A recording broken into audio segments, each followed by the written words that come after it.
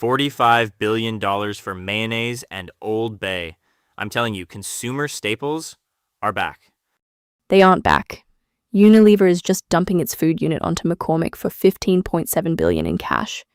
It's an offload dressed up as a merger. A 65% equity stake says they still want a seat at the flavor table. Plus, Apollo might buy Atlantic Aviation from KKR for $10 billion. Private equity trading private jets. Relatable? But show me the math on this McCormick cash pile first. The rundown. $2.8 billion for an RIA. Carlyle is not messing around with this MAI Capital majority stake. I read that and had to refresh my terminal. Wealth management roll-ups are officially priced to perfection. You hate the multiple, I can hear it in your voice. I just want to know where the margin expansion comes from when you're paying that much for assets under management. But fine, they have the dry powder. Moving down the cap table, Primoris is grabbing PayneCrest Electric for $422 million. All cash. Now that's a smart trade. Everyone's looking at the chip makers, but you can't build an AI data center without specialized electrical contractors. Primoris just bought a toll bridge in the AI gold rush. Exactly. The AI infrastructure wave is carrying the entire M&A market right now. Speaking of tech, Arise Digital is dropping $3.2 billion for a 24.95% stake in True Corporation. Telenor is cashing out. It's a brilliant geographic play. You get exposure to Southeast Asia telecom without having to run the whole messy operation. Oh, come on. $3 billion for a minority stake where you have zero actual operational control.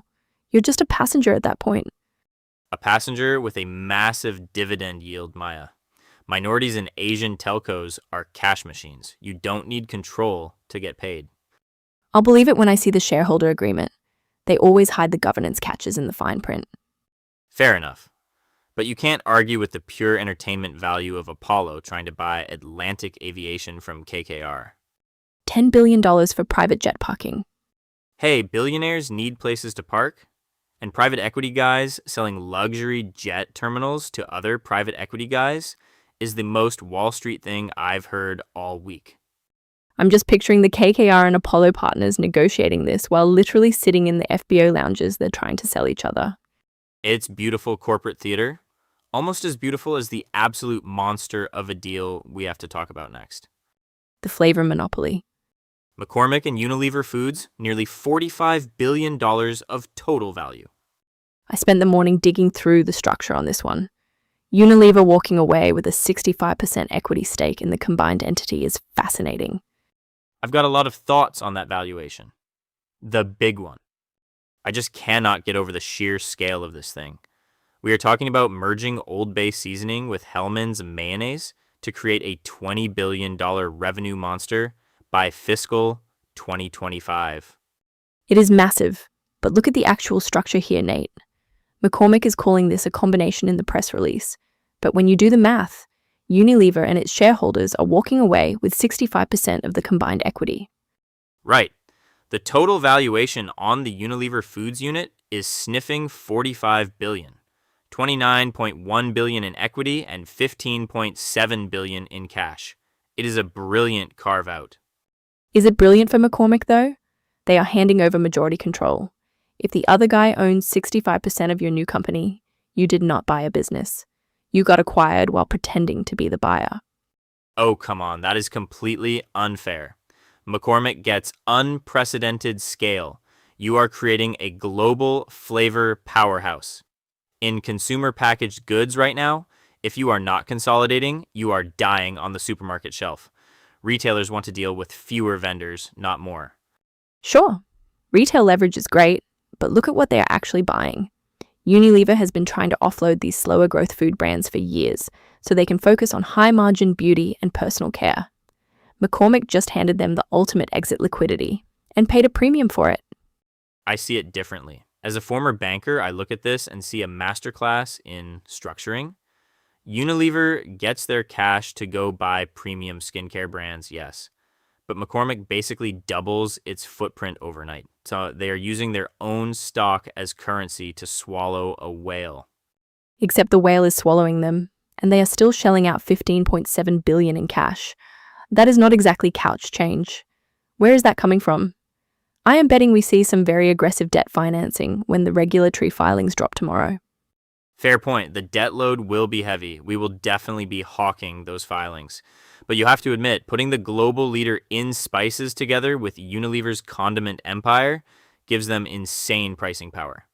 Imagine negotiating with Walmart when you control literally half the flavor aisle. I will give you the retail leverage. That is actually smart. But I am keeping my eye on the integration risks. Merging two massive legacy corporate cultures across different continents is usually a recipe for indigestion. A recipe for indigestion? Did you write that one down beforehand?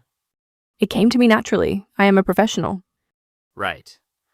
Well, while McCormick is betting the farm on flavor, it looks like the private equity titans are busy playing musical chairs with luxury assets. Are we pivoting to the Apollo rumors? Because $10 billion for private jet terminals is exactly the kind of excess I love to unpack. Voices.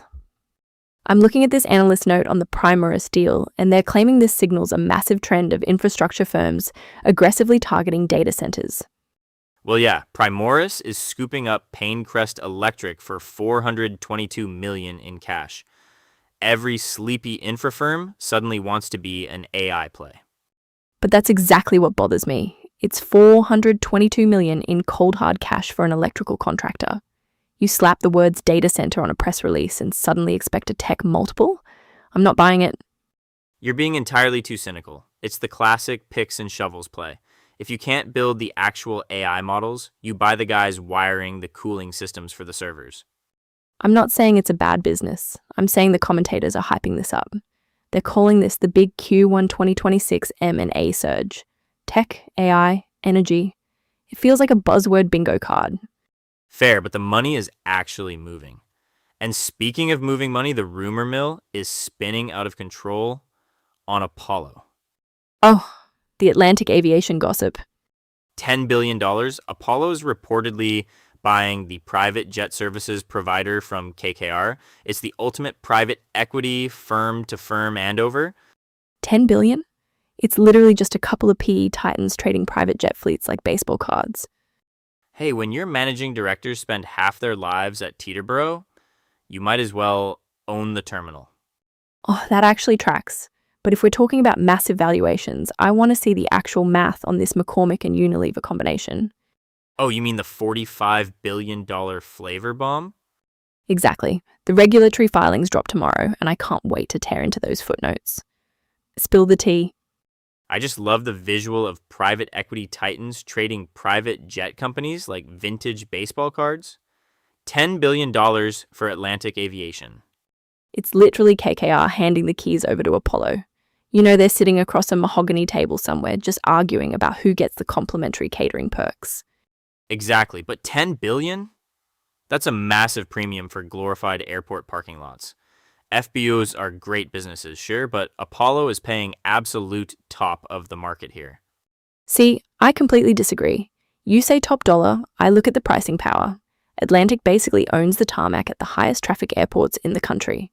If you own a Gulfstream, you don't have a choice. You pay whatever ridiculous fuel markup they decide to charge. I know how a local monopoly works, Maya. I used to pitch them. I just think KKR is laughing all the way to the bank.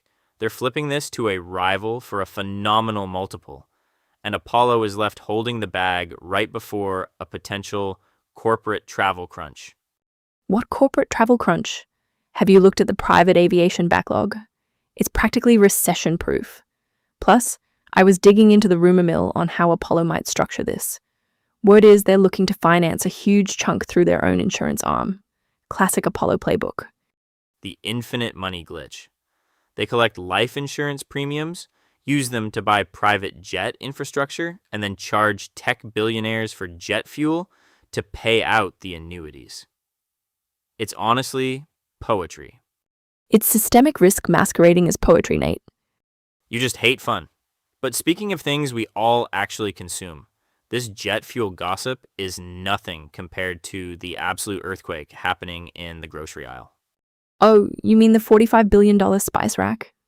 Exactly, McCormick and Unilever's food business. We need to talk about how Unilever just engineered a $29.1 billion equity stake out of mayonnaise and bouillon.